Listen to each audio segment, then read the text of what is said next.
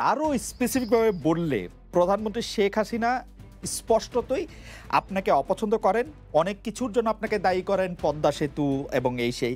এর কারণ কি বলে আপনি মনে করেন? আপনাকে কি তিনি তার প্রতিদ্বন্দ্বী মনে করেন, নাকি সত্যি তার কাছে এমন কোনো তথ্য রয়েছে যে আপনার বিশাল কোনো রাজনৈতিক অভিলাষ রয়েছে?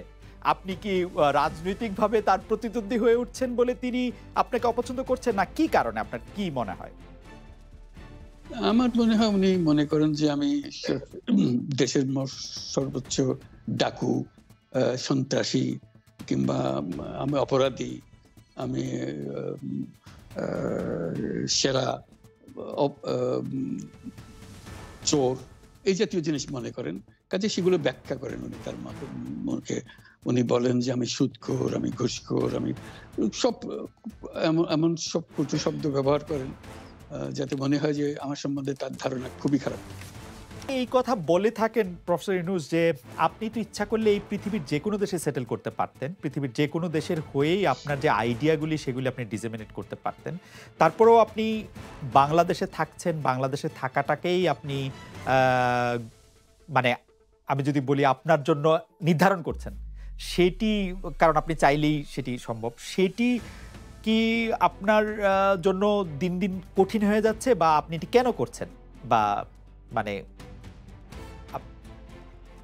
অনেকে বলছেন যে আপনি আসলে, হ্যাঁ, আপনার কাছে জানতে চাইছি যে আপনি তো আসলে দেশে থাকেন, বিদেশে থাকেন, মানে আপনার ভৌগোলিক অবস্থানটা তো আসলে আপনার আইডিয়াগুলির জন্য খুব বড় বাধা না। মানে আপনাকে বাংলাদেশেই কেন থাকতে হবে, এটা অনেকে প্রশ্ন করেন যে মানে আপনি বাংলাদেশে থাকাটাকে কেন প্রেফার করেন?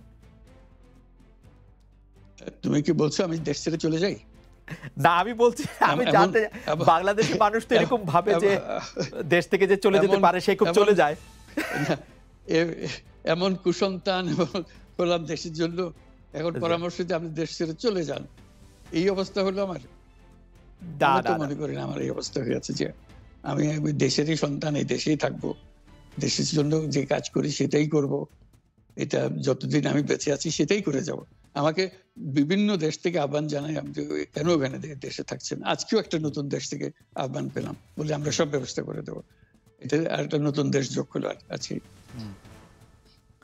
কিন্তু আপনি আপনি বাংলাদেশেই থাকতে চান, এবং আমাদের কাছে যেটি মানে আমরা সাংবাদিক হিসেবে আপনাকে প্রশ্ন করতেই হয়। আপনি দেখেছেন যে আপনার প্রতিষ্ঠিত গ্রামীণ ব্যাংকের একটি সংবাদ সম্মেলন হয়েছে।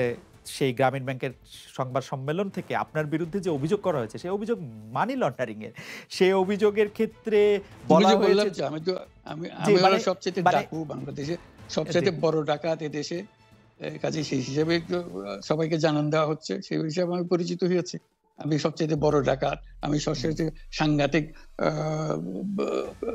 মানুষ, যে দেশের সর্বনাশ করে যাচ্ছি, সেইভাবে পরিচিত হয়েছি।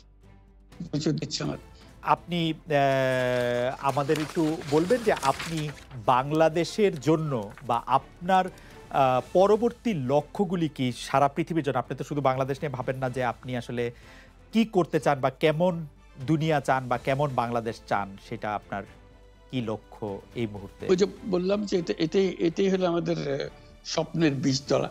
যে আমাদের স্বপ্নগুলো একটা একটা দাসে একটা নতুন আইডিয়া আসে, সেটা একটা বীজতলা। এটা আমরা ট্রাই করে দেখি, একটা ছোট আকারে করি, এটা সফল হলে আর একটু বড় আকারে করি, এটা বাংলাদেশে করি। একবার সফল হলে সারা দুনিয়া এটা লুফে নেয় দেওয়ার জন্য, সারা দুনিয়ার লোক এখানে আসে, আমাদের লোককে নিয়ে যায়, সেইভাবে কাজকর্ম করছি। এটা আমরা একটা এই থাকছি বাংলাদেশে, করছি বাংলাদেশে, কিন্তু সারা দুনিয়ার লক্ষ্য আমাদের দিকে। আমরা কি করছি, কি চিন্তা করছি, কিভাবে এগুলো পরিচালনা করছি। এবং তার মধ্যে ব্যাখ্যা হিসেবে যেটা আমরা বারবার বলছি, আমরা একটা নতুন পৃথিবী গড়তে চাই।